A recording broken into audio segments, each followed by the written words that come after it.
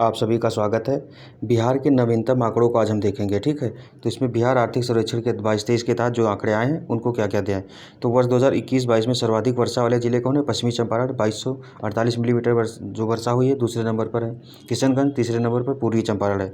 वर्ष 2021-22 में सबसे कम वर्षा वाले 3 जिले कौन है? तो अरवल में सबसे कम 850 mm हुई है, रोहतास है, फिर तीसरे पर मुंगेर है।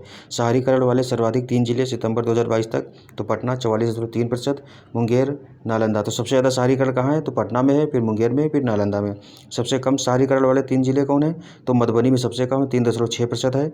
उसके बाद फिर है बांका, फिर सीतामढ़ी। तो सबसे कम मधुबनी में, सबसे ज़्यादा पटना में है। फिर प्रति व्यक्ति आय सर्वाधिक कहाँ? तो पटना में सबसे ज़्यादा है, 1,15,239 रुपये। बेगूसराय, मुंगेर। सबसे कम कहाँ है? तो शिवहर में है, 18,692 रुपये पर व्यक्ति है, ठीक है। अररिया, फिर सीतामढ़ी। तो सबसे ज़्यादा पटना में है, जो प्रति व्यक्ति आय, सबसे कम शिवहर में है। फिर है एनएच की सर्वाधिक लंबाई वाले 3 जिले, तो सबसे ज़्यादा जो नेशनल हाईवे है 506 किलोमीटर पटना में है, फिर मधुबनी में, फिर मुजफ्फरपुर। सबसे कम जो नेशनल हाईवे उसकी लंबाई कहाँ है? तो सबसे कम शिवहर में 22 किलोमीटर है, शेखपुरा भी है, फिर तीसरे पर लखीसराय है। फिर अगला है जो स्टेट हाईवे हैं कि सर्वाधिक लंबाई वाले 3 जिले कौन से हैं? तो गया में सबसे ज़्यादा है, फिर दरभंगा है, फिर रोहतास है। फिर अगला है कि जो स्टेट हाईवे है सबसे कम लंबाई वाले 3 जिले, तो शिवहर में सबसे कम है, खगड़िया, और ये आपका अगला दिया नहीं है, ठीक है। तो शिवहर जो है सबसे कम लंबाई वाले में हम देखें तो शिवहर नेशनल हाईवे में भी इससे कम है और जो स्टेट हाईवे दोनों में कम है। पटना में नेशनल हाईवे की ज़्यादा है और गया में स्टेट हाईवे की ज़्यादा है, ठीक है। वर्ष 2021-22 सर्वाधिक बिजली खपत करने वाले सबसे ज़्यादा पटना में होती है, फिर गया, फिर मुजफ्फरपुर। फिर 2021-22 में सबसे कम बिजली की खपत करने वाले ज़िले कौन है? शिवहर है, अरवल है, शेखपुरा है। फिर 2021-22 में चावल के उत्पादन के शीर्ष 3 जिले कौन है? तो रोहतास से सबसे ज़्यादा उत्पादन होता है, फिर औरंगाबाद, फिर कैमूर है। चावल के उत्पादकता के शीर्ष 3 जिले, तो रोहतास में सर्वाधिक। इसमें देखो उत्पादन जो होता है मतलब कुल प्रोडक्शन हुआ, उत्पादकता मतलब पर हेक्टेयर के हिसाब से जो ज़्यादा प्रोडक्शन होता है उसकी बात कही जा रही है। तो पर हेक्टेयर के हिसाब से देखें तो रोहतास में सबसे ज़्यादा कितना 4396 kg है पर हेक्टेयर, औरंगाबाद, फिर अरवल है। और गेहूँ के उत्पादन के शीर्ष 3 जिले कौन से हैं? तो रोहतास है, कैमूर है, उसके बाद फिर पश्चिम चंपारण है।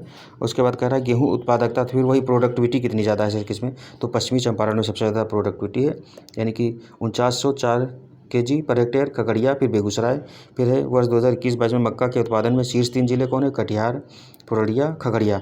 और उत्पादकता यानी कि प्रोडक्टिविटी के मामले में अररिया सबसे ज़्यादा है, 18 यानी कि 8361 किलोग्राम पर हेक्टेयर है, पुरुलिया दूसरे पे, कटिहार तीसरे पर है। फिर कह रहा है दलहन के उत्पादन में शीर्ष 3 जिले पटना है, औरंगाबाद है, नालंदा है।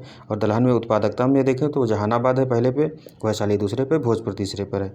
फिर गन्ना के उत्पादन में शीर्ष 3 जिले हैं, पश्चिमी चंपारण अकेले 57% उत्पादित करता है, पूर्वी चंपारण है, गोपालगंज है। और अमरूद का सर्वाधिक उत्पादन नालंदा में होता है, मुजफ्फरपुर में, रोहतास में। आम का सर्वाधिक उत्पादन दरभंगा में, पूर्वी चंपारण में, मुजफ्फरपुर में।